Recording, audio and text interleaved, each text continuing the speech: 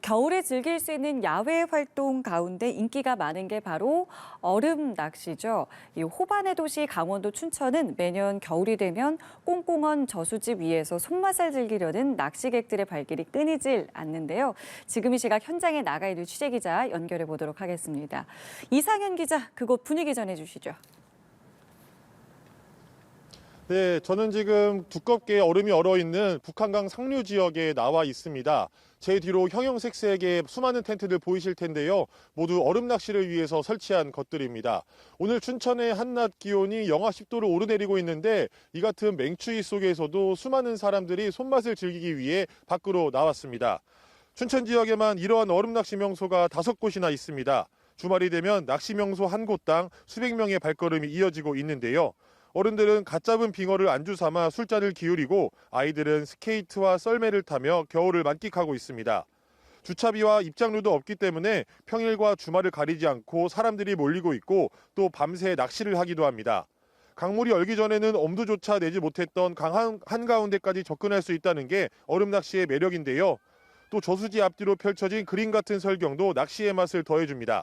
특히 길어야 12월 중순부터 2월 초까지 단 2달 동안만 즐길 수 있기 때문에 짧은 기간 많은 사람들이 이곳에 모여들고 있습니다.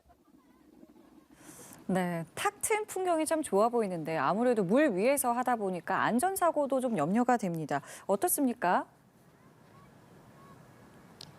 네, 그렇습니다. 얼음 낚시를 할 때 가장 주의해야 하는 것이 바로 안전사고입니다. 얼음이 깨져서 물에 빠지게 될 경우 자칫 큰 사고로 이어질 수도 있기 때문인데요. 제가 나와 있는 곳처럼 얼음의 두께가 15cm 이상인 곳은 괜찮지만 그 이하일 경우에는 절대로 들어가서는 안 됩니다. 또 만일의 상황에 대비해 장시간 얼음 낚시를 할 때는 구명조끼를 준비하는 게 좋습니다. 만약 누군가 물에 빠졌다고 섣불리 돕기 위해 뛰어들었다가는 큰일 납니다. 한번 깨진 얼음은 연쇄 반응을 일으키기 때문에 긴 막대기나 플라스틱 통 등 주변 도구를 이용해야 하는데요. 또 본인이 물에 빠졌을 때는 어떻게 해야 하는지 구조대원의 설명 들어보시죠.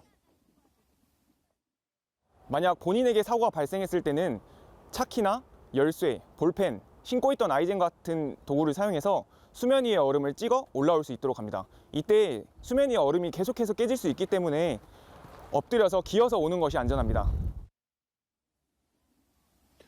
네, 요즘은 추위를 피하기 위해서 텐트를 치고 그 안에서 낚시를 하는 분들도 많으신데요. 안에서 숯불을 피우거나 환기를 제대로 시키지 않을 경우 난방용품에서 나오는 일산화탄소에 중독될 우려도 높습니다. 가장 위험한 순간은 날이 풀리기 시작하는 2월 중순부터 3월 초까지입니다. 더는 얼음 낚시를 즐길 수 없다는 생각에 무리해서 빙판에 들어가는 경우가 있는데 정말 큰일 날 수 있으니 해빙기에는 절대 출입을 해서는 안 됩니다.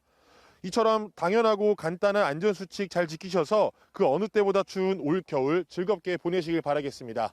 지금까지 강원도 춘천에서 연합뉴스 TV 이상현입니다.